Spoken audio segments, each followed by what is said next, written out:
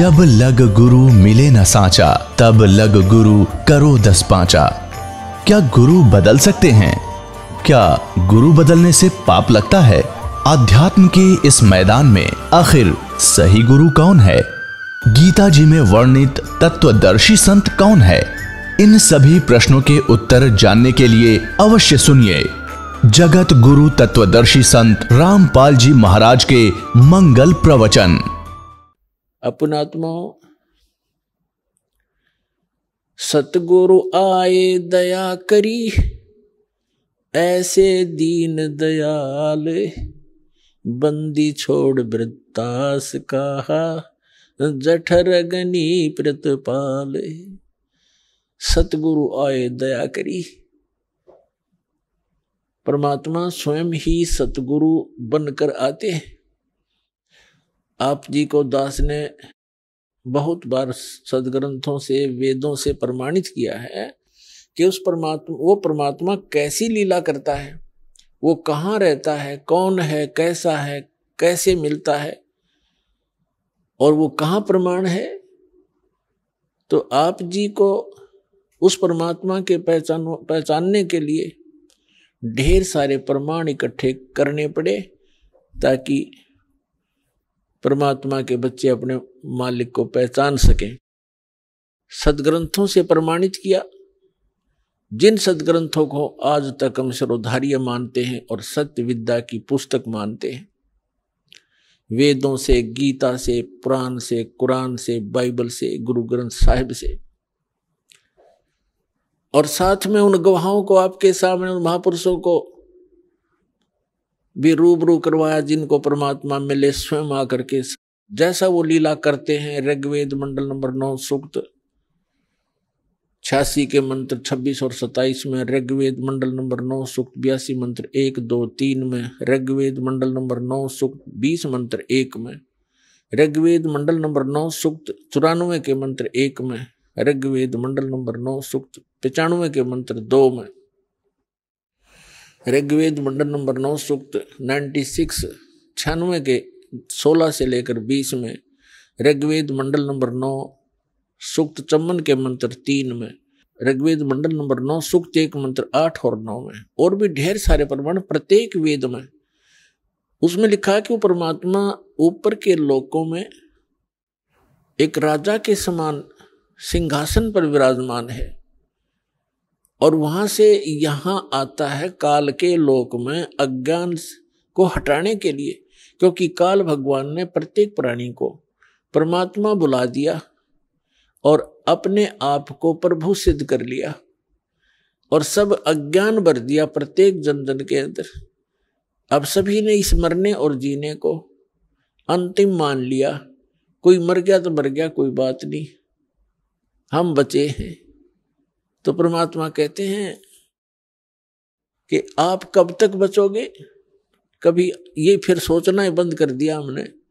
तो वो स्वयं आकर के ये ज्ञान कराते हैं, ये प्रमाणित सदग्रंथ प्रमाणित करते हैं, बताते हैं कि वो परमात्मा वहां से गति करके आता है, यानी चल कर आता है, अच्छी आत्माओं को मिलता है और उनको तत्व ज्ञान से परिचित करता है, अपना गवाह बनाता है।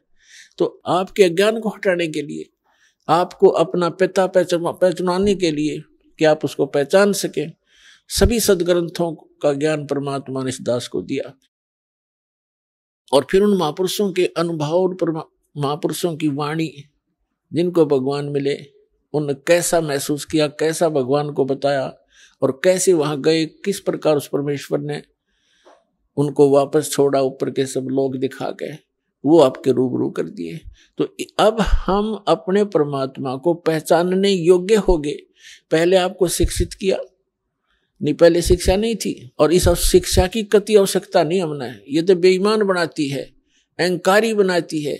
एक छोटा मोटा अधिकारी बन जाता है, कोई IPS बन गया, कोई IAS बन गया, या कोई MLA MP बन गया, मंत्री बन गया, प्रधानमंत्री बन गया, या कोई डॉक्टर इंजीनियर बन गया।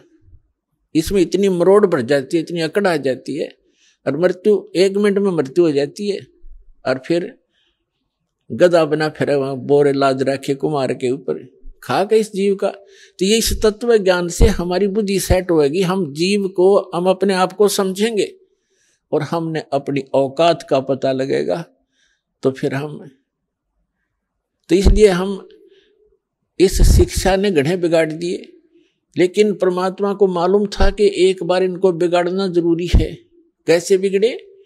आप देखते हो कैसी पहनाव हो गया हिंदुस्तान में, और पहले कैसा पहनाव था, बकवादी बेमतलब के ऐसे कार्टून बनकर लड़कियां चलती हैं, कार्टून बनकर लड़के चलते हैं। क्या इसी को विकास मानते हैं? लेकिन मालिक को पता था,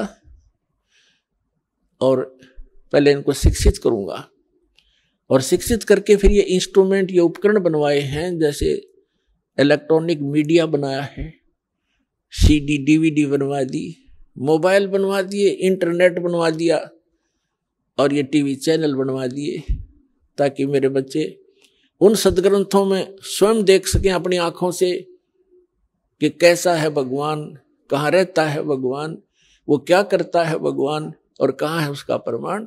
तो इसलिए ये उपकरण परमात्मा ने दिया, आपके ऊपर रहम कर रखा है। आपको तो मालूम नहीं उस परमात्मा ने कितने खाड़े कर रखे हैं आपके लिए, और कब से भटक रहा आपके लिए। आप तो भांग पिए पड़े हो यहाँ काल के लोक में। कबीर साहब कहते हैं, गोता मारू स्वर्ग में और जा बैठू पाताल, और गरीबदास ढूंढता फिरूं अपने हीरे मोतीलाल। अब देखो परमात्मा ने, अब बच्चा ये बता रहा था भक्त अपने अनुभव में कि कैसे मुझे परमात्मा मिले, कैसे ये मार्ग मिला। अचानक टीवी देख लिया ना गुजरात में, और कौन बता का एक आदमी ने, और कैसे समझ पावे। अब जैसे आप किसी को बात समझाने लगते हो, 100 वाद विवाद करता आपके साथ और उठ के चला जाता है। अब टीवी में बैठ गया, ठीक है, टीवी में बैठेगा घंटा आध घंटा जो सत्संग चलेगा, तो वो उसके साथ वार्ता तो कर नहीं सकता, ना विवाद कर सकता। विवश होकर उसने सुनना पड़ेगा, चाहे गाली दे के सुनो। अब सुनना पड़ेगा, और सुनेगा तो फिर अंदर भी समाओगा, क्योंकि तनमोल ज्ञान है। तो पुण्यात्माओं, उस परमात्मा ने आपके लिए बहुत कुछ कर रखा है। आप बालक हो, काल के लोक में फंसे पड़े हो, आपको अपने दुख का पता नहीं, पिता को पता होता है। तो अब यहां से निकालने के लिए उस परमात्मा ने ये समय सेलेक्ट किया था, ये टाइम सेलेक्ट किया था पिछली पीढ़ी का, कलयुग के अंदर। और तब परमात्मा ने कहा था कि जब 5505 वर्ष कलयुग बीत जाएगा, तब मैं आऊंगा। स्वयं ना आए तो दास भेज दिया, अब प्रधानमंत्री आओ, या प्रधानमंत्री अपने किसी रिप्रेजेंटेटिव ने भेज दे, फुल पावर देखे, तो प्रधानमंत्री समझना चाहिए। उसकी वचन में शक्ति प्रधानमंत्री वाली ही है। तो इस दास को भेजा पुण्यात्माओं। सभी सदग्रंथ आपके रूबरू कर दिए। इन सदग्रंथों को, जैसे हिंदुओं के सदग्रंथों को हमारे धर्मगुरु हिंदू वाले नहीं समझ सके, ना गीता ना वेद पुराणों को, अटपट उवा बाई बक्या करते और नाम ही निकाल लिया करते कि हम वेदों से, पुराणों से और श्रीमद् भगवद गीता से आपको ज्ञान सुना रहे। उन्हें कह नहीं पता था वेदों, गीता और पुराणों का। अब तो आपके समक्ष ही होगा, जो जिन्होंने ये ज्ञान सुन रखा है उनको तो क्लियर हो चुका है कि वो तो डले डोया करते। ऐसे ही कुरान शरीफ के पढ़ने वालों को कुरान शरीफ का ज्ञान नहीं था। पुण्यात्माओं, हम भाषा जानते नहीं, वह क्या भाषा है, लिल्ला लिल्लूहू, वह मारू समझ में आवे नहीं। एक विचार करने की बात है। कबीर साहब का दिया हुआ दिमाग इस दास को, हमें पता था मेरी कितनी बुद्धि थी, अब मुझे मालूम है परमात्मा का दिया हुआ ये सब कुछ किया हुआ हो रहा है। ना ये इलेक्ट्रॉनिक जो सिस्टम बनाया जा रहा है, टीवी, इंटरनेट, डीवीडी, कंप्यूटर, ये मनुष्य नहीं बना सकता। ये मोबाइल छोटे छोटे बना दिए, इसमें पूरी फिल्म परमात्मा के सत्संग भरे जाते हैं, 50 100 200 घंटे के। तो परमात्मा ने रजा बख्शी आपके ऊपर के मेरे बच्चे, इस काल के लोक में इन्होंने विजित रहना ही है, क्योंकि यहाँ तो कर्म प्रधान है और सतलोक में कर्म प्रधान नहीं, वहां तो मौज है आपकी, सारे सुख आपके पास उपलब्ध रहेंगे। तो इसलिए परमात्मा ने ये जीव के कल्याणार्थ ये काम किया है। जैसे परसों एक भक्त कल अपने इंटरव्यू में बता रहा था अपने अनुभव में कि हम राजस्थान से आते हैं, और राजस्थान से हमारे लगभग जब हम ट्रेन में वापस जाते हैं सत्संग सुनने के लिए, तो हिसार से जोधपुर जाती है ट्रेन, वो खाली होती है, हम सब भगत ही उसमें प्रवेश हो जाते हैं। और उससे में देखे नजारा, कोई तो नित्यनेम कर रहा है, कोई मंत्र कर रहा है, कोई परमात्मा की चर्चा ही कर रहा है, कोई भोजन कर रहा है भगवान का, यहाँ से प्रसाद लेकर जाते हैं। तो ये जो चर्चा चलती है, वहां बैठे जो को भक्त उनमें भी आके बैठेंगे, अन्य भी सवारियां होंगी, तो अपने उनके ऊपर भी उसका प्रभाव पड़ेगा। इन वाणियों का पूरे वातावरण में अब प्रवेश होगा। और जो जैसे कुछ ऐसे पाप होते हैं मनुष्य के, परमात्मा की वाणी सुनने से ही अक्षीण हो जाते हैं और फिर वो चेतन होता है। जैसे एक किसी को सर्प डस जाता था, तो पहले आध्यात्मिक ट्रीटमेंट होया करते थे, तो उसको गार्डू होते थे जो झाड़ फूक करने वाले, विष उतारने वाले, वो एक मंत्र बोला करते थे। जिसको सर्प ने डस रखा हो तो अचेत पड़ा है, वो ना उस मंत्र की लैंग्वेज जानता है, ना उसको सुन पा रहा है। और फिर वो गार्डू जो होता है विष उतारने वाला, उस मंत्र को बार बार बुदबुदा रहा है, जिसके कारण उस वाणी से उस विष उतर जाता है सर्प का, और फिर वो चेतन हो जाता है। ना वो सुन रहा था, ना उसको उसकी भाषा जानता है वो क्या बोल रहा है, और उसने प्रभाव कर दिया। ठीक इसी प्रकार ये वो मंत्र है उस परम पिता के। आपको काल भगवान ने डस रखा, अजगर ने, ये विष इस मंत्रों के, इस परमात्मा के वचन के इसके अतिरिक्त कोई उतार नहीं सकता। तो ये वाणी जो परमात्मा की है, ये उस काल के विष को उतारने के लिए है। आप अचेत पड़े हो इस गंदे लोक में, न ये रहने का स्थान है। 1 मिनट में ना जाने के बिजली गिर जाए, हर एक टूक के लिए सारा दिन धक्के खाते, अंडे सो झूठ बोले, मिलावट करें, पता नहीं के जुल्म ढा लेते हैं और पाप फिर भोगने पड़ते, कुत्ते बड़े के सिर में कीड़े पड़ते हैं हमारे। तो ये जो वाणी परमात्मा ने भी साधन दिए हैं आपको, मोबाइल बुढ़े का देख ले, बालक के सबकी जेब में, बहन बेटियों के पास हो गए।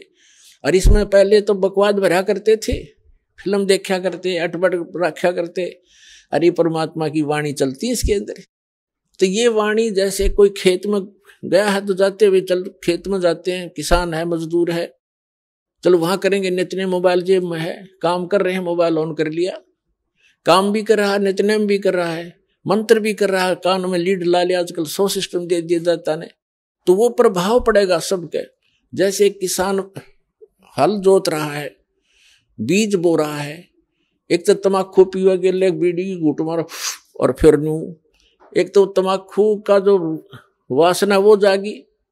अरे एक भगवान का भक्त परमात्मा के मंत्र करता करता बीज बोए, उस खाने वाले पे भी असर होगा उसका, जो उस अन्न को खाएगा। तो इसी प्रकार जो वाणी वातावरण में फैल रही है, वाणी परमात्मा की, बच्चा बच्चा जन जन सब उसी की चर्चा करता है। कोई वाणी बोल रहा है, राम नाम रटते रहो जब तक घट में प्राण, कदे त दीन दयाल के बनक पड़ेगी कान। तो भक्ता के बच्चे ये वाणी बोलेंगे तो उसके आसपास जो और बच्चे होंगे उन पर भी असर पड़ेगा। तो इस प्रकार परमात्मा ने कहा कि इस कलयुग में पूरी सृष्टि इस सतनाम को प्राप्त करेगी और सब भक्ति करेंगे मेरे बच्चे, और सब पार हो जाएंगे।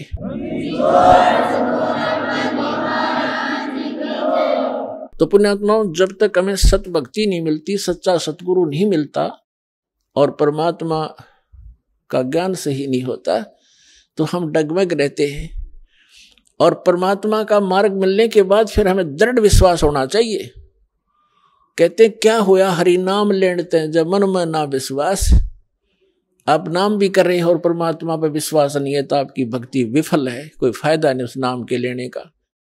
एक भक्त, एक लड़का, जवान लड़का, वो दोनों बच्चे, उसकी पत्नी भी राय हुए थे, वो पायलट लगे हुए हैं।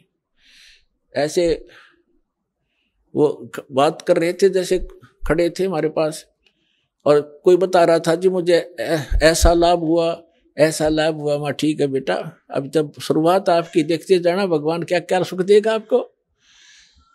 तो वो लड़का कह रहा था, पायलट बेटा न्यू कह रहा था जी, कोई मैंने न्यू कहा ना, हमारे गुरुजी ने कभी दास का नाम लेके और सूर्य को हाथ में ग्रहण कर लिया, तो मैं कहूँगा यह कोई खास बात नहीं, ये तो आम चीज है उनके लिए।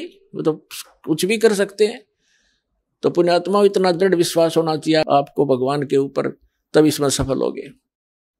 अब जैसे जब तक हमें ये यथार्थ ज्ञान नहीं मिला था, ये सच्चा भगवान नहीं मिला था, तो हमने कोई बहकाले था कि ना ऐसा नहीं ऐसा ठीक है, तब वो भी मान लेते थे।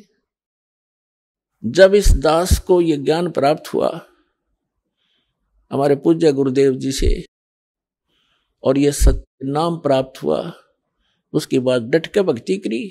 रजा तो नहीं की थी, क्योंकि सतगुरु कृपा करते तभी भक्ति होती, जीव भक्ति नहीं कर सकता, काल करण नहीं दे। ये तो दाता साथ रहते अपने बच्चे के, और तब ये भक्ति कर पाता। ना इतना उलझा रखा है, 100 समस्याएं, सैकड़ों टेंशन पैदा कर रखी बेमतलब की। तो पहले वो टेंशन खत्म करेगा, अंदर से सहारा देगा, क्योंकि हम तोड़ रखे काल में, कति रगड़ रखे, पीस रखे। अब घने दिन में तो आपका दिल खुलेगा कि सचमुच भगवान यो भी सुख हो गया, यो भी हो गया, और फिर जाके मन दृढ़ होगा। समय अवश्य लगेगा, परंतु ये करके छोड़ेगा। तो पहले इस दास को इतना कोई भी डगमग कर देता, ज्ञान इतना था नहीं, और कोई भी दो बात अटपट करता था, हम सोचा करते ये भी ठीक होगी भाई, ये भी ऐसा भी ठीक होगा। तो यहाँ परमात्मा भी कहते कबीर साहब के ज्ञान संपूर्ण होया नहीं और हृदय नहीं छदाया, ये देखा देखी भक्ति का फिर रंग नहीं ठहरा। जब तक हमारे हृदय में ये ज्ञान नहीं टकेगा जाकर, यानी कलेजे में इसमें कसक नहीं बनेगी सच्चाई की, तो हमें कोई भी बहका लेगा।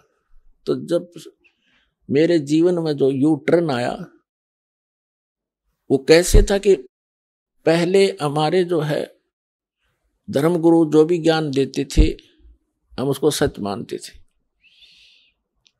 और जैसा कि जब दास के साथ एक घटना घटी, हमारे घर के ऊपर एक कमरा अलग से बना रखा था, उसको किराए पर दे रखा था। उसमें एक आर्य समाजी यानी महर्षि दयानंद का चेला शास्त्री था, वो उसमें किराए पर रहता था। बोलन चालन का बहुत अच्छा स्वभाव था उसका, एक बहुत ही नेक सा आदमी दिखा करता। नेक तो था लेकिन ज्ञान अज्ञान था उसके अंदर। लेकिन इस नाम से,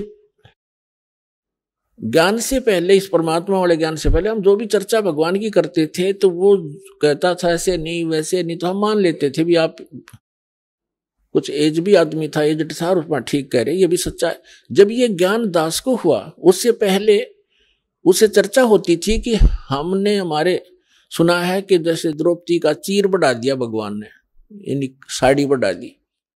तो वो कहता था नहीं ऐसा कुछ नहीं होता, ये तो सिर्फ एक पाखंडियों का भ्रम फैलाया हुआ है, ऐसा कुछ नहीं होता। तो हम ये भी मान लेते थे, क्योंकि हमें कोई दृढ़ता नहीं थी। एक दिन ऐसी रजा हुई दास को, क्योंकि जब तक भगवान हमारे साथ कोई ऐसी अनहोनी नहीं करेगा, इतने यो मन पापी टके नहीं, और ना यो भक्ति करने दे, ना दृढ़ होने देता। तो दास ने ये जैसे भक्ति बोध है, ये कुछ पुस्तक बनवाई सन 1988 में दास को नाम मिला था। 1989 और 90 की बात है। और एक अलग से पूजा स्थल बनाया 5.5 बाई 15 फुट का, एक गैलरी के ऊपर सेकंड फ्लोर पर। और उसमें आमने सामने खिड़की में यहाँ हवा भी साफ आती रहेगी, आपने उसमें फोटो वगैरह लगा के मंदिर टाइप बना लिया। जब वो मकान हम बना रहे थे, थोड़ा शहर से बाहर था, तो मैं लाया जाली लोहे की, मच्छरों से बचाने के लिए जाली लगाते खिड़कियों पे।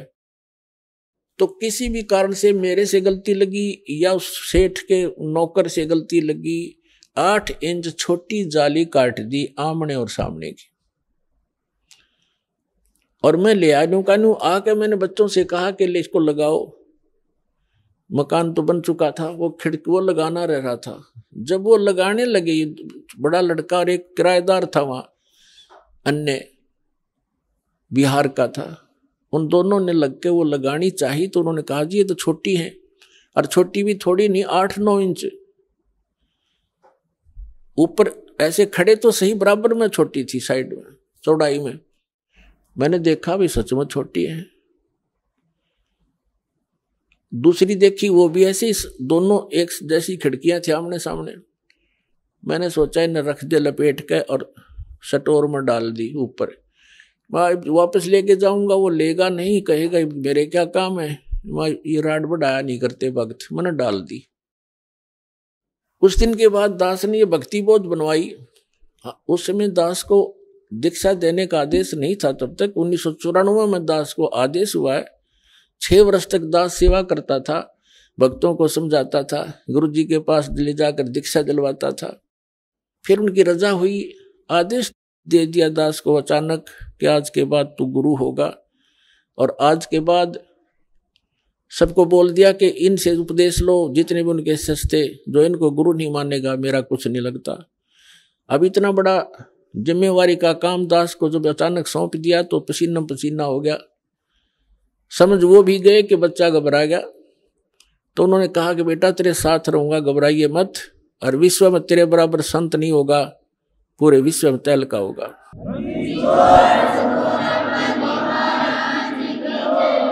तो उस समय तो मुझे ऐसा लगा कि अपने बच्चे को सभी शाबाशी दिया करते हैं और सभी अपने बच्चे की कामना किया करते हैं, ये बड़ा अफसर बनेगा और तू देखिए न्यू हो जाएगा। मुझे पता था मैं कैसा संत हूं और क्या मैं कर सकता हूं, लेकिन उस समर्थ के वचन से आज ये सब कुछ सफल हुआ है। आज देख रहे हो विश्व में कोई संत नाम की चीज नहीं। आप तो बालक नहीं हो, एजुकेटेड हैं, सारा सब इतिहास आपके सामने खोल दिए। और ये दास को वो ज्ञान कबीर भगवान ने दिया और मेरे गुरुदेव का आशीर्वाद फल रहा है। तो मैंने पहले क्या करता था, दास की ये पुस्तक बनवाता था और हमारे गुरुजी फ्री दिया करते थे सबको जो उनके उपदेश लिया करते थे। तो मैंने 5000 पुस्तक बनवाई और उनको रख दिया कि हमारे गुरुजी ज़्यादा रहते थे तलवंडी भाई, पंजाब के अंदर एक छोटा सा फिरोजपुर जिला में शहर है, कस्बा सा बरवाले जैसा, वहाँ ज़्यादा रहते थे। और भी 3-4 आश्रम थे। तो यहाँ नजफगढ़ के अंदर था एक आश्रम, अनाज मंडी में, एक मोघा के अंदर है, एक खन्ना में था, लेकिन ज़्यादातर वो तलवंडी रहते थे। और हरियाणा में केवल गरीबदास महाराज जी के एक समागम होता था। पर जैसे गरीबदास जी को भगवान मिले थे, कबीर साहब, बहुत दिवस बोलते हैं उसका, उसमें छुड़ानी आया करते थे। तो हम इंतजार में रहते थे जब वो छुड़ानी आएंगे, वैसे मिलते रहते थे उनसे, लेकिन यहाँ वो दान दीक्षा देते थे और फ्री पुस्तक देते थे। तो मैंने वो पुस्तक बनवा ली। यानी जैसे आजकल मार्च में, अप्रैल में, मार्च में वो चले जाते थे, फिर आते भादुआ के अंदर आते थे सितंबर में, जब गरीबदास जी का निर्वाण दिवस होता था, और मार्च में होता था उनका बोध दिवस। ये 2 ही समागम आते थे। तो मैंने अप्रैल मार्च के समागम के बाद ये पुस्तकें बनवाने का निर्णय किया उनके आदेश से और बनवा कर रख ली। तो मैंने पूजा स्थल पर एक तख्त डाल रखा था, उन पर कपड़ा बिछा कर सुंदर वो सारी पुस्तक लगा दी। आएंगे गुरुजी तो उनको संभलवा देंगे, वो फिर देते रहेंगे, सेवा के लिए रख दी। उस एक खिड़की में से शीशा टूटा हुआ था खिड़की का, उसमें से चूहे बढ़कर उनको काटने लगे। 2-3 दिन के बाद मेरी नजर गई कि चूहों ने काट दिया। तो फिर मुझे ये भी ध्यान आया कि एक खिड़की का शीशा तो बिल्कुल ठीक है, एक का शीशा टूटा हुआ है, और शहर से दूर होने के कारण एक छोटे से शीशे के लिए कोई चढ़ाने वाला भी तैयार नहीं होता छाने के लिए। 1-2 बार कोशिश भी की थी, वो टालमटोल कर देते थे, ज्यादा कार्य होता आ जाते थे। तो मेरे दिमाग ने काम किया कि वो दोनों जाली जो दोनों खिड़कियों की लाए थे, इनको ऊपर नीचे ओवरलैप करके लगवा देता हूँ, चूहों से बचाव हो जाएगा। तो मैंने उन बच्चों से कहा कि आप ऐसे करना, वो दोनों जाली उतार लो, उतरवा ले लेना तेरी माँ से, और इनको ऐसे ऊपर नीचे लगा के चढ़ा देना खिड़की पर। वो लड़का बोला जी ठीक है। छोटा लड़का था, 12-13 वर्ष का उस टाइम वो। और वो दूसरा जो एक और था, अनिल नाम का, बिहार से आया हुआ, किराए पर रहता था, वो जवान ठीक था, समझदार सा। उन दोनों को मैंने बोल दिया। मैं अपनी ड्यूटी पर चला गया। दास था जूनियर इंजीनियर इन इरिगेशन डिपार्टमेंट हरियाणा। तो मुझे तो चिंता थी। मैं शाम को वापस आया तो मैंने क्या देखा, उस लड़के की माँ से पूछा। मुझे चिंता थी कि वो जाली लगा दी कि नहीं लगा दी, कि तुम्हारी लगाऊंगा मैं, गेल लग के बालक से ना भी जान रहा हो। तो क्या देखा मैंने, जाली लगा रखी और एक जाली वहीं पड़ी, या लोहे की, और वो उसकी माँ अपना काम लग रही। मैंने उससे पूछा कि ये जाली वही है या कोई और लाए हैं बच्चे?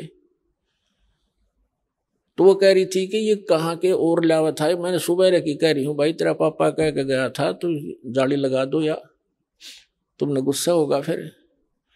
अब आपके आणते आध घंटा पहले मैंने उतार के स्टोर से डाली है और अभी लाकर वो बाहर गया खेलने के लिए, और मेरा कलेजा पकड़ा गया।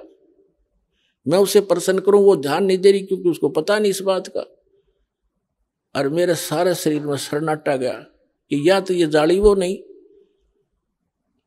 ये कोशिश करी मैंने जानने की। वो बोली देख इनका जंग लगा हुआ है। मैंने उठाकर स्टोर में डाल रखी थी, ईब उतारी है 6 महीने के बाद, यानी मार्च के बाद भादुए में।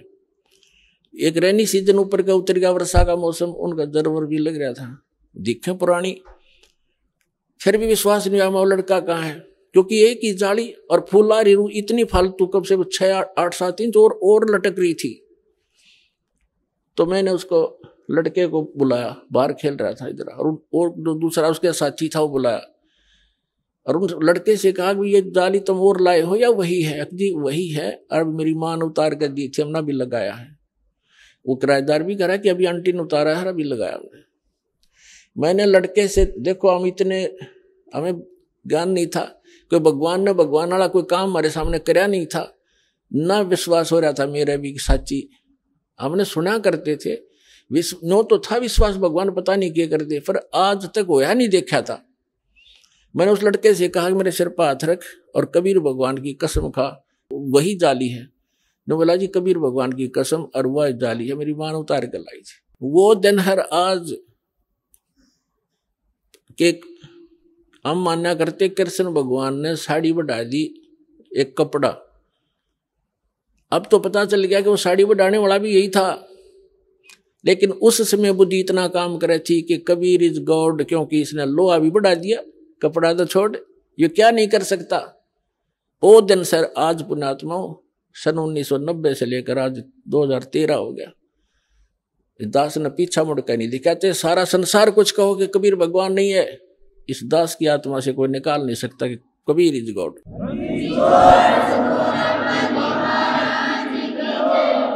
अब जब दास के साथ यह घटना घटी और वो कम से कम 10 साल लगी रही वो जालिनों की नौरों को दिखा करता, देखो जो भगत थे वो तो मान जाते, बकवादी बने गए, बकवास करा, झूठ बोला, पाखंडी है। अच्छा भाई, तो फिर मैंने सोचा कि देखिए आर्य समाज का जो व्यक्ति है कितना अच्छा आदमी है, बोलन चालन का, व्यवहार का ठीक, अच्छा चरित्रवान व्यक्ति है, और इसको अज्ञान है। ये कहा करता कि ऐसे नहीं हो सकता, साड़ी नहीं बढ़ सकती। तो मैंने सोचा ला इसको समझा दूं, क्योंकि मेरे से पहले वो काफी प्रभावित था, क्योंकि भक्ति में हम लगी रहे थे, पहले भी भक्त जैसे थे, हम नाम ना मिला था तब भी नेक नीति से रहना और कोई किसी को दुख नहीं देना, ये पहले से नेचर थी। तो मैंने और वो मुझे ऐसा लगता था कि मेरी बात नहीं मानेगा, लेकिन ये अज्ञान इतना गंद ठोक दिया उस मूर्ख महर्षि सिद्धानंद अज्ञानी ने, बिगाड़ दिया कितने व्यक्तियों भोली आत्माओं को। तो मैंने उसके पास बैठकर जिक्र किया, जी मास्टर जी आप मानते हो कि भगवान श्री कृष्ण जी ने उसकी द्रौपदी की साड़ी बढ़ा दी थी, जैसे विषय बढ़ाना चाहा, मैंने उसको चलाना था विषय को कारण बना के। वो कहता जी नहीं ऐसे हम नहीं मानते। मैंने कहा जी, फिर मैंने उसको अपने उस जहां वो जाली लगा रखी थी ऊपर चौबारे में, उस गैलरी में, उस नीचे उसकी कक्ष था, उसमें बुला लिया, वहां बैठ के मैंने वो लड़के भी बुला लिए दोनों जिन्होंने जाली लगाई, इनकी माँ बुला ली ताकि इसका पेटा भर दूं, विश्वास दृढ़ करवा दूं, ये मान जा हमारी बात को। उसको मैंने कहा जी देखो आप तो कपड़े की बात करते हो, हमारे भगवान ने लोहे की जाली बढ़ा दी, आप सत्कर मानो। नो बोला, वो कहने लगा कि नहीं आप ये कोई बात हुई, जाड़ी साड़ी कभी बढ़ती है, जाली कभी बढ़ती है। मैं बोला देखो आओ दिखाऊं आपको। बोला नहीं छोड़ो हम नहीं मानते। अब वो काफी अटपट बोलने लगा। मुझे आशा नहीं थी कि ये इतना एकदम ऐसे गिरगिट की तरह बदल कर ऐसी बकवास करने लग जाएगा। मेरी आशा के विपरीत उसने ये बात कही कि आप तो ये पाखंडियों के बकाई हुई बातें हैं, ये है। अब पाखंडी तो मैं जब हूँ, जब कोई मैं रोजी रोटी पाखंड से चला रहा हूँ। मैं तो नौकरी करता था, जूनियर इंजीनियर था, 2 रोटी सुथरी मिल रही थी। अब भी मुझे पाखंडी कह रहा है, ये मूर्ख। तो मैं चुप हो गया कि मैं अब इससे आगे बोलना कोई अच्छी बात नहीं, ये सुनता ही नहीं। मैं चुप हो गया, चल भाई अब आप नहीं मानोगे तो मानू मैं भी ना आपकी, क्योंकि मैं दर्द हो गया, मेरे साथ घटना घट गई। थोड़ी देर में उसने पता नहीं भगवान जाने क्या सोचा कि अभी मकान मालिक से नाराज हो गया। तो उसने नम्रता के साथ कहना शुरू किया कि आप इंजीनियर हैं, एजुकेटेड हैं, ये तो अनपढ़ लोगों की बातें होती हैं, ये बढ़ा दिया, फलाना घटा दिया। मैं बोला ही नहीं, मैं कहा इससे कोई फायदा नहीं है डिस्कस करने का। तो क्या कहने लगा कि मैं बताता हूं, महर्षि दानंद ऐसे होते थे। महर्षि एक बार अपने कमरे में अभ्यास कर रहे थे, योग अभ्यास, और उधर से उनके दूध का समय हो गया, दूध पीता था वो सुबह सुबह। तो नौकर गया, उसने खिड़की से देखा महर्षि दानंद कमरा बंद, और उसमें योग आसन पद्म लगा के और योग अभ्यास के द्वारा ऊपर उठे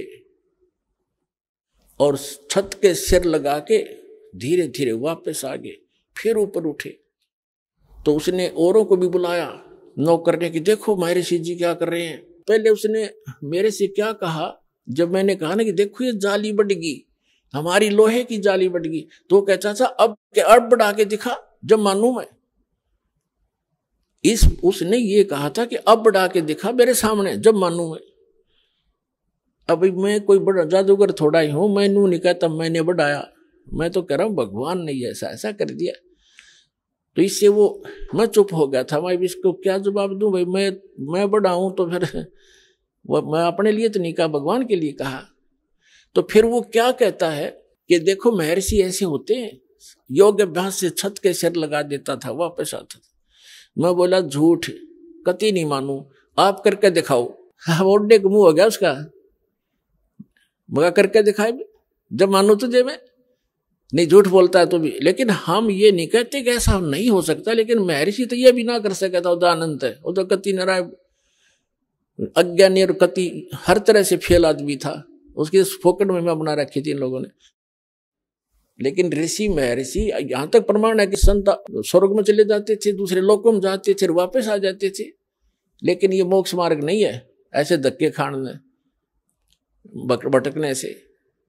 तो फिर वो चला गया, उठ के माना नहीं।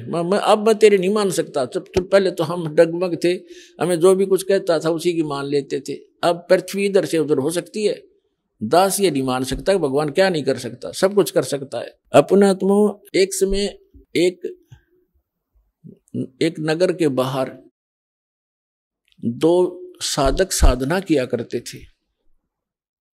एक तो 40 वर्ष से लगा हुआ था, दाढ़ी बड़ी हुई थी, बड़ा देखने में ऐसा महापुरुष दिखाई देता। और एक 4 वर्ष से ही साधना करनी प्रारंभ की थी दूसरे ने, और उन दोनों के पास देवदूत आता था और उनके पास बैठकर घंटों भगवान की चर्चा दोनों से ही करके जाता था। एक दूसरे साइड में था नगर के, एक ईस्ट में एक वेस्ट में। तो दोनों बड़े प्रसन्न होते थे, भगवान की चर्चा सुना करते थे। एक दिन भगवान के सामने देवदूत ने कहा कि प्रभु आपके 2 भक्त उस नगर में एक विशेष आपके ऊपर विश्वास करते हैं, आपकी बड़ी भक्ति करते हैं, आपके ऊपर आरूढ़ हैं, कुर्बान हैं। तो परमात्मा ने कहा कि भगवान ने कहा कि उनमें से एक भक्त है, ये दूसरा भक्त नहीं है, वो तो वैसे ढोंग कर रहा है। तो देवदूत ने कहा कि वो भक्त होगा जो 40 वर्ष से आपके ऊपर कुर्बान है। पर भगवान ने कहा कि नहीं, जो 4 वर्ष से लगा है ना वो है भक्त। अब ये देवदूत का बात गले उतरे नहीं कि वो 4 साल से लगा रहे, 40 वर्ष से मालिक के नाम पर बैठा है, सब कुछ घर त्याग रखा है। तो भगवान ने उसके मन की वृत्ति जानकर कहा कि देवदूत क्या मेरी बात पर विश्वास नहीं हुआ? देवदूत कहने लगा जी भगवान आपकी बात पर अविश्वास हो ये तो हो ही नहीं सकता, लेकिन मेरी बुद्धि संकीर्ण है या मेरा गला उतरती को ना। तो परमात्मा ने कहा कि आप किस टाइम जाते हुआ वहां पर के 1 बजे से जाता हूं कि आज तू 2 घंटे लेट जाना और देर से जाना। और देर से जाने का वो कारण पूछेंगे तो ये बताना कि आज भगवान ने ऐसा ऐसा किया। फिर उनकी दोनों की जो प्रतिक्रिया हो वह मुझे बताना। वो कहना ठीक है जी। अब 2-3 बजे गया देवदूत। उस दिन पहले गया उसके पास जो 40 वर्ष से बैठा था। उसने पता था कि यूं खरा भगत है, वो ये सोच रहा था। अब उसने भी कारण जाना कि देवदूत आज तो बहुत लेट आए, क्या बात हुई, आपकी इंतजार कर रहा था, चर्चा करते भगवान की, अच्छा टाइम पास होता था। देवदूत ने कहा कि हे भक्त, आज के बताऊं, बस पूछे मत, आज तो मेरा कलेजा पकड़ा गया। आज भगवान ने ऐसी अनहोनी कर दी। 1 बजे उन्होंने कैसी अनहोनी करनी थी वो देखना था, उसको देख कर आया मैं। तो देवदूत ने पूछा भी ऐसा क्या कर दिया भगवान ने कि परमात्मा ने सुई के नाके में जिसमें धागा डाला कर उसमें हाथी निकाल दिया। तो वो न्यू कहे 40 साल का भगत है, ने बोला इसी झूठ बोल किसी का जो जा है और आगे मत बताइए बात किसी का, ये कभी हो सकता है सुई के नौके में हाथी निकल जाए। अब देवदूत का बात याद आई भगवान की, तो डांगर बैठा है, बता जब इसने इतना विश्वास नहीं भगवान क्या नहीं कर सकता, खाक भक्ति कराइयो। तब उसकी दिमाग का शक्रु सीधे हुए उस देवदूत के कि भगवान ठीक कह रहा था। फिर गया दूसरे के पास। अब उसके मन में ये थी कि दूसरा तो और भी गलत बोल लेगा, छोटा जो 4 वर्ष से लगा हुआ था। अब उसके पास जाकर बैठ गया। उसने भी पूछना ही था कि देवदूत बहुत लेट आए, क्या बात हुई, कुशल तो हो। उसको उन्होंने भी उसको ऐसे ही बताया कि ऐसे ऐसे परमात्मा ने एक लीला करनी थी 1 बजे, और मैं उसको देखने के लिए रुक गया। तो उन्होंने पूछा क्या लीला थी बताइएगा, कि भगवान ने तो कमाल कर दिया। अब बताऊं तो किसी का जचे नहीं, शर्म आओ मुझे, आम आदमी मानता नहीं। अब क्या बात बता तो फिर भी कि भगवान ने सुई के नाके में का हाथी निकाल दिया। वो भगत कहता है 4 वर्ष का, बस इसी को आश्चर्य मान रहा है। भगवान निकाल दे सारी पृथ्वी ने सुई के नाके में गए।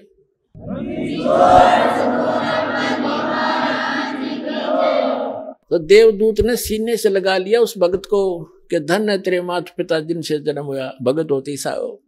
तो पुण्यात्माओं, इस भक्ति मार्ग में इम्पॉसिबल चीज नहीं होती और अविश्वास नहीं होना चाहिए। सतगुरु जो चावे सो कर ही, 14 कोट दूत जम डर ही, ऊत भूत जम त्रास निवारे और चित्रगुप्त के कागज पाड़े। बोलो सतगुरुदेव।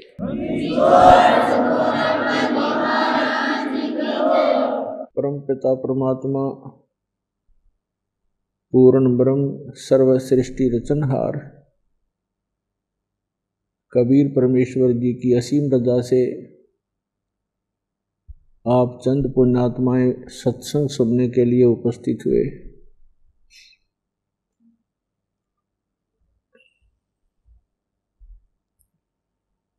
सत्संग की प्राप्ति बहुत ही पुण्यकर्मी प्राणी को होती है, बहुत ही दुर्लभ है। संतों ने, सभी सद्ग्रंथों ने और स्वयं परमेश्वर ने आकर के हमें एक विशेष चेतावनी दी है कि भाई ये मनुष्य जीवन बार बार प्राप्त नहीं होता, मानुष जन्म दुर्लभ है, ये मिले न बारंबार, जैसे तरवर से पत्ता टूट गिरे वो बहुर नहीं लगता डार। ये इतना दुर्लभ बताया है कि ये बार बार प्राप्त नहीं होता मानव शरीर, और एक बार आपके हाथ से छूट गया मृत्यु होगी। उन्हें आपको ये प्राप्त नहीं हो पाएगा आसानी से, बहुत समय उपरांत कभी आपको फिर सुअवसर प्राप्त होगा मानव शरीर धारण करने का। और प्रत्येक बार मानव शरीर प्राप्त भी हुआ। मानव शरीर का उद्देश्य क्या है, इसकी जानकारी ना होने से, इसकी सफलता ना मिलने से चाहे असंख्यों जन्म भी मानव के मिल जाए, उनका कोई लाभ नहीं, यूज नहीं, व्यर्थ है। तो सत्संग में आने से पता चलता है कि मानव शरीर कितना इम्पोर्टेंट है, कितना बहुमूल्य है, और हम मानव शरीर को प्राप्त करके उसके उद्देश्य से अपरिचित होने के कारण हम असंख्यों मानव शरीर नष्ट कर चुके हैं।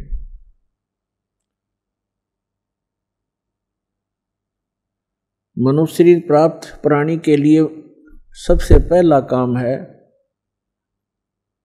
कि वो पूर्ण गुरु की खोज करे। और पूर्ण गुरु की पहचान क्या है, यह हमारे सद्ग्रंथ भी बताते हैं और महापुरुषों के अमृत वचन भी इसका निर्णय करते हैं कि पूर्ण सतगुरु कौन होगा। तो सबसे पहला काम है मनुष्य जीवन का भक्ति करना। उसके बाद जो अपना निर्वाह है वो तो प्रत्येक प्राणी कर रहे हैं, पशु भी करते हैं, पक्षी भी करते हैं, जैसे तैसे डाकू चोर भी निर्वाह करते हैं, शरीफ व्यक्ति भी अपना निर्वाह ही कर रहे होते हैं, राजा बनकर भी निर्वाह ही किया करते हैं। लेकिन मनुष्य जीवन की सफलता तब तक सुलभ नहीं है जब तक पूर्ण परम संत ना मिलेंगे और सत साधना प्राप्त नहीं होगी। सतगुरु मिल जाने के बाद, सच्चा सतगुरु मिल जाने के बाद फिर सर्व मानव शरीर के लिए आवश्यक मोक्षदायक वस्तुएं प्राप्त हो जाती हैं। तत्व ज्ञान भी मिलता है, वो रियल मोक्ष मंत्र, रियल वास्तविक मोक्ष मंत्र भी मिलते हैं। फिर साधक को याद दिलाया जाता है कि मनुष्य जीवन बड़ी मुश्किल से प्राप्त होता है। साधना काल के अंदर मर्यादा बहुत अनिवार्य होती है। तो सभी प्लस और माइनस पॉइंट, सभी फॉल पॉइंट्स बताए जाते हैं। और जो साधक सतगुरु के वचनों को आधार बनाकर अपनी भक्ति साधना जीवन रूपी सफर में यात्रा करता है, वो पुण्यात्मा सफल हो जाता है। तो सबसे पहले मनुष्य जीवन, उसके बाद गुरु पूरा हो, और फिर चेला भी सूरा हो। सूरा माने सूरवीर। सूरवीर का मतलब ये नहीं है कि लठ बजाने वाला हो, गोली चलाने वाला हो। सूरवीर उसको कहते हैं भक्ति मार्ग में जो संसारिक परंपराओं के सामने हथियार न डाले। क्योंकि भक्ति मार्ग की परंपराएं और समाज जो भक्ति नहीं करते वो व्यक्ति, उनके मर्यादा और परंपराओं में अंतर होता है। और भगत के लिए सबसे बड़ी बात है वो परंपराएं ही हुआ करती हैं। वो परंपराएं जगत के लिए तो ठीक होंगी, लेकिन भगत के लिए वो गलत होती है। इसलिए सभी महापुरुषों ने कहा कि लोक लाज मर्याद जगत की तृण जो तोड़ बगावे। जब कोई राम भक्त गत पावे, लोक लाज ना कीजिए निर्भय हो रही है, ये मन संतों दीजिए ते गोविंद पाइए। परमात्मा कबीर जी कहते हैं कि कुल करनी के कारण कुल अपने कुल की मर्यादाओं में फंसकर भक्ति मर्यादाओं को खंड कर देने से इस भक्त का जो जीवन वो नाश हो जाता है। उसके लिए परमात्मा कहते हैं कुलकर्णी के कारण हंसा गया बिगोए। बिगोए माने भक्ति नाश कर ली उसने अपनी, यदि कुलकर्णी की तरफ, मर्यादाओं की तरफ देखकर। और फिर ये कुल क्या कर लेगा जब तू चार पांव का हो? वही आपके मित्र, आपके रिलेटिव, आपके कुल के लोग उस समय आपको कोई सपोर्ट नहीं कर पाएंगे जिस समय आप मर्यादा भंग होने से पशु की योनि में चला जाएगा, गधे कुत्ते सूअर बन जाओगे। तो परमात्मा कहते हैं कि कुल करने के कारण अंसा गया बिगो। और फिर ये कुल क्या कर लेगा जब तुम चार पांव का हो?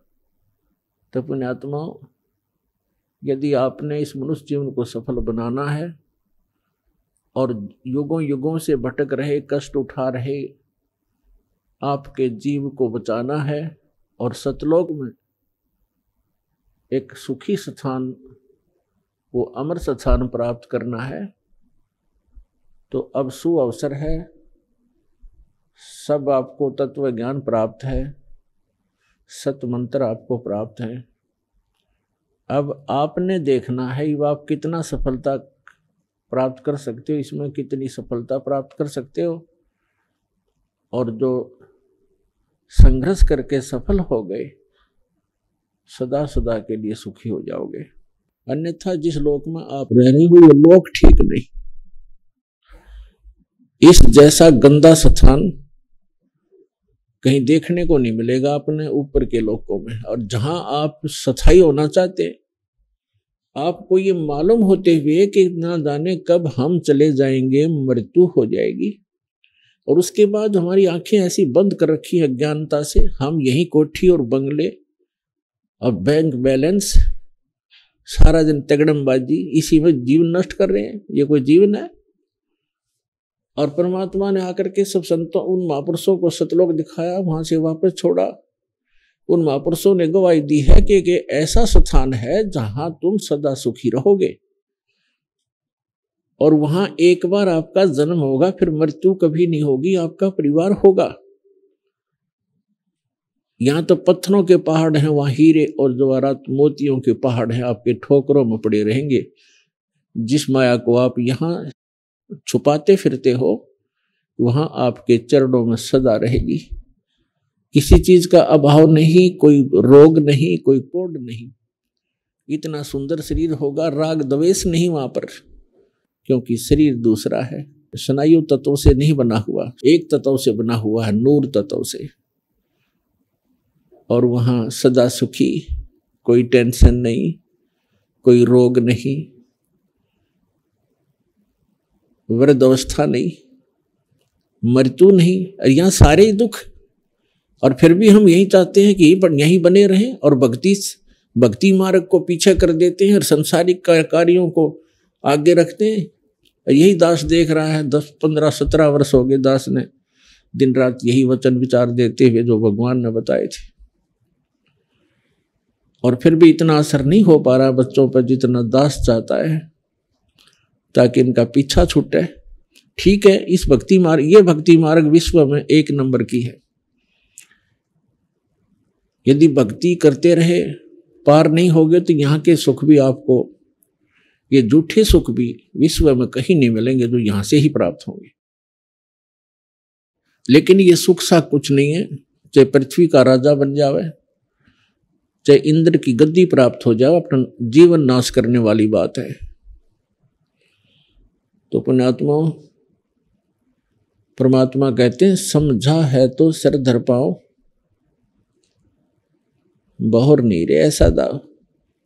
यदि आपको ये बात समझ में आ गई है कि मानव शरीर फिर मिलेगा नहीं, और ये अवसर, ये युग, ये भक्ति काल, ये भक्ति युग जो अब आपको प्राप्त है, ये शायद कभी प्राप्त ना हो। आइए अब हम उन श्रद्धालुओं के अनुभव जानते हैं जो जगत गुरु तत्वदर्शी संत रामपाल जी महाराज जी से दीक्षा प्राप्त कर चुके हैं तथा उनके द्वारा बताए गए भक्ति मार्ग पर चल रहे हैं। जी नमस्कार। नमस्कार सर जी। क्या नाम है जी आपका? गीता जितेंद्र पवार। गीता जी कहाँ से आए हैं आप? जलगांव महाराष्ट्र से भगत जी। संत रामपाल जी महाराज जी से नाम दीक्षा लेने से पहले आप क्या भक्ति साधना करते थे? संत रामपाल जी महाराज जी से नाम दीक्षा लेने से पहले हम ब्रह्मा विष्णु महेश की भक्ति साधना करते थे। जो भी परंपरागत साधनाएं जो महाराष्ट्र में प्रचलित है वो सब हम किया करते थे। गीता जी, जैसा कि आपने बताया कि पहले आप सभी हिंदू धर्म की पारंपरिक पूजाएं करते आ रहे थे, तो हम आपसे ये जानना चाहेंगे, जब आप ये सभी पारंपरिक पूजाएं करते आ ही रहे थे तो आपको संत रामपाल जी महाराज जी से नाम दीक्षा लेने की क्या जरूरत आन पड़ी? दोनों बच्चे मेरे हमेशा बीमार रहते थे। जैसे वो 15 दिन हम उनकी वजह से अस्पताल में रहते थे। मेरे घर वालों के जो काम धंधे थे वो भी 15 दिन रुके हुए थे क्योंकि वो मेरे साथ 15 दिन अस्पताल में रहते थे। उस वजह से हमारी इनकम नहीं हो पाती थी। हमारी इनकम सोर्स बिल्कुल ना के बराबर थी। हमारी आर्थिक परिस्थिति जो थी ना भगत जी, वो बहुत इनकी बीमारी की, दोनों बच्चों की बीमारी से बहुत ज़्यादा खराब हो चुकी थी। इसके लिए हमने बहुत से मतलब तांत्रिकों के पास गए, बाबाओं के पास गए, दरगाहों में गए, मंदिरों में गए, लेकिन कहीं भी कुछ भी लाभ नहीं हुआ। इसलिए हम मतलब एक चेक करने के लिए कि यहाँ जाके देखते हैं कि क्या लाभ होता है, इसलिए संत रामपाल जी महाराज जी के शरण में हम आए। तो क्या संत रामपाल जी महाराज जी से नाम दीक्षा लेने के बाद आपके जीवन की जो कठिनाइयाँ थी, आपके बच्चे को जो प्रॉब्लम थी, क्या वो ठीक हुई? हाँ जी सर जी। संत रामपाल जी महाराज जी से नाम दीक्षा लेने के बाद मेरे दोनों बच्चों को, जब से नाम दीक्षा संत रामपाल जी महाराज जी से हमने लिए हैं, तब से मेरे दोनों बच्चों बिल्कुल ठीक है। वो एक भी दिन अस्पताल में नहीं गई। अभी मतलब मेडिकल से आप 2 रुपये की भी दवाई उनको ला के दोगी सर्दी खांसी की तो भी वो ठीक हो जाते हैं। और मेरे जो घर वाले थे उनकी मतलब ये बच्चों की वजह से जो 15 दिन अस्पताल में रहते थे, उनकी वजह से नौकरी चली गई थी। मतलब वो काम पर नहीं जा पाते थे।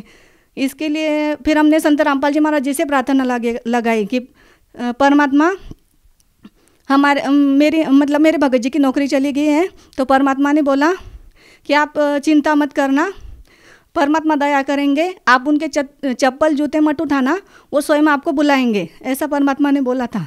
फिर हमने वो बात वहीं पे छोड़ दी जो परमात्मा ने बोला, संत रामपाल जी महाराज जी ने बोला, उस पर हमको पूरा विश्वास था, इसलिए हमने कुछ नहीं किया। फिर थोड़े दिनों के बाद स्वयं ही मतलब थोड़े दिन कोर्ट में केस चला और उसके बाद हमारे भगत जी को जो नौकरी गई थी वो मेरे घर वाले को वापस मिल गई। तीसरा लाभ ये है कि मुझे अभी फरवरी 2021 में कोरोना हो गया था। तो पहले तो समझ में नहीं आया, ऐसा लग रहा था कि साधारण बुखार है, लेकिन बुखार उतर ही नहीं रहा था। मैं ज़्यादा दिन ब दिन मेरी तबीयत बिगड़ती जा रही थी। तो फिर मैंने बोला कि अब मैं बच नहीं पाऊँगी, ऐसा मेरे घर वाले को बोला मैंने। तो उन्होंने बोला कि चलोगे मतलब ब्लड टेस्ट करवा लेते। फिर हम ब्लड टेस्ट करके आए तो पता चला कि कोरोना है। फिर मैंने आके संत रामपाल जी महाराज जी से मन ही मन में आराधना की और दंडवत किया कि हे परमात्मा, अब आप ही मुझे बचा सकते हो, मेरे को नहीं लगता कि मैं अब बच पाऊँगी। तभी उस दिन से मेरी ट्रीटमेंट तो घर पे शुरू थी, लेकिन मेरे को उस दिन से पहले भी शुरू थी, लेकिन उस दिन से मेरे को लाभ मतलब तबीयत में सुधार होना शुरू हो गया। उस दिन रात में परमात्मा संत रामपाल जी महाराज मेरी स्वप्न में आए और उन्होंने मुझे आशीर्वाद दिया। फिर उस दिन से मेरी तबीयत ठीक होने लगी। और कोई लाभ? और जो मेरा बच्चा है उसको भूत बाधा का प्रॉब्लम था। पहले मतलब इतना नहीं, मतलब समझ नहीं आता था। वो बार बार कहता था कि मुझे भूत दिखाई देते, लेकिन मेरे को भूत पितर पे विश्वास नहीं था। तो मैंने उसको बोला कि तू रोज़ शाम को यही बोलता है कि मेरे को भूत दिखते हैं, तू झूठ बोलता है, कहाँ है भूत, मेरे को दिखा। फिर मैंने दरवाजे में जाके उसको ये बोला, वो बोला ये पेड़ है ना मम्मी, उस पे सामने मेरे को भूत दिखता है। फिर मैंने उसको बोला दिखा कौन से पेड़ पे। फिर मैंने दरवाज़ा खुला किया तो सामने ही पेड़ था। फिर उसने बोला वाह भूत है मम्मी। मैंने बोला मेरे को तो नहीं दिख रहा, तेरे को कैसे दिख रहा? फिर वो बोला है मम्मी। फिर मैंने बोला कैसा है भूत, आदमी है कि औरत है? वो बोला औरत है। फिर कैसा है? तो वो बोला कि पूरी उल्टी लटकी हुई है वो औरत, और उसके बाल पूरे खुले हैं और वो आधी जली हुई है। फिर मैंने बोला ठीक है, तू घबरा मत, कि तो अपन परमात्मा के शरण में, मतलब संत रामपाल जी महाराज जी के शरण में, अब अपन को कुछ नहीं हो सकता।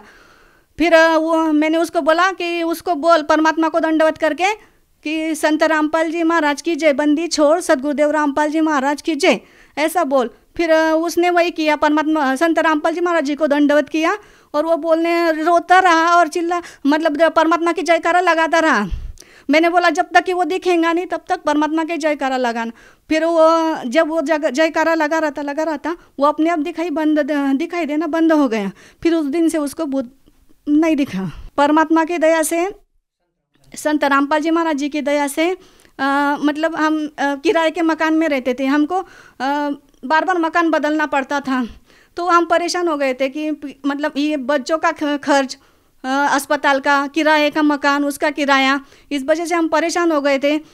तो मैंने मन ही मन में परमात्मा से कहा, संत रामपाल जी महाराज जी से कहा कि परमात्मा दया करना, छोटी मोटी कोई भी झोपड़ी हो आप हमको दिला देना, आप जैसे रखोगे वैसे ही हम रहेंगे। तो संत रामपाल जी महाराज जी ने वही भी हमारी इच्छा पूरी कर दी। अभी 1 साल पहले ही परमात्मा ने संत रामपाल जी महाराज जी ने हमको नया मकान दिला दिया है। मेरा जो बच्चा है 12 साल का है, वो अभी जब हम संत रामपाल जी महाराज जी के शरण में आने से पहले वो काफ़ी ज़्यादा बीमार रहता था। किसी ने उस पर टोने टोटके कर दिए थे, उसकी मतलब हमको बता दिया था। हम सभी तांत्रिकों के पास जाते थे ना, तो वो बोलते थे कि इसकी आयु ज़्यादा नहीं है, 8 से 9-10 महीने बस यही इसकी आयु शिल्लक है। फिर हम सोचते कि हमारा एक ही बच्चा है और हमको बहुत दिन के बाद मतलब बच्चे हुए थे। शादी को 4-5 साल हो गए थे तभी बच्चे हुए थे। इसलिए फिर हमने जो हमारे पास सभी जो पैसे थे वो दोनों बच्चों के लिए लगा दिए थे। इसलिए हमारी आर्थिक परिस्थिति इतनी ख़राब थी, मतलब कोई हम दवाखाने के लिए मतलब अस्पतालों के लिए भी मांगेंगे तो कोई हमारा देने के लिए तैयार नहीं था।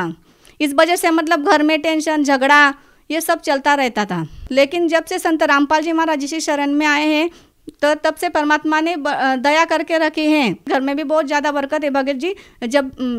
जब हमारे जो कपाट है उसका जो लॉकर है, जब भी मैं खोलती हूँ कभी कभी देखती हूँ कि अभी घर में पैसे नहीं है, तो मैंने उसमें हाथ जब भी डालूंगी ना, मैं तो उधर मतलब 500 की हमेशा नोट निकलती हैं। 500 की 2-2, 3-3 नोटें हमेशा निकलती हैं। ऐसी बात, इतनी बरकत संत रामपाल जी महाराज जी ने हमें करके रखी है।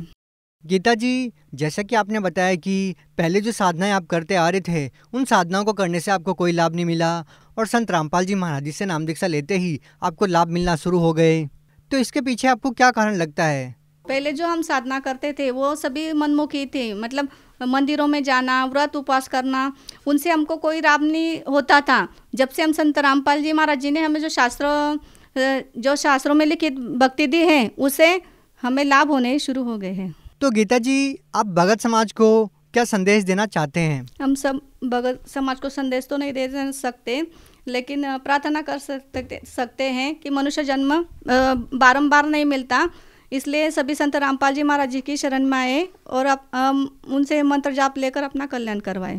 तो गीता जी, आप महाराष्ट्र के लोगों को अपनी मराठी भाषा में क्या संदेश देना चाहेंगे?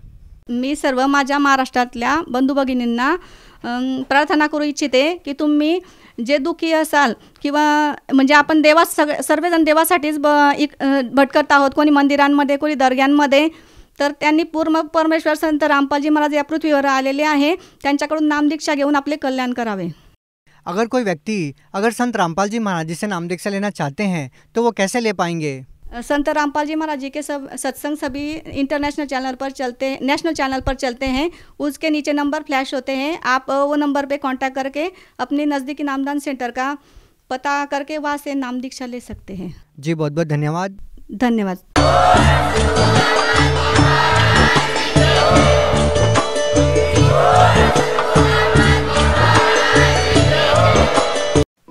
आप सुन रहे थे जगत गुरु तत्वदर्शी संत रामपाल जी महाराज के मंगल प्रवचन। अधिक जानकारी के लिए संपर्क करें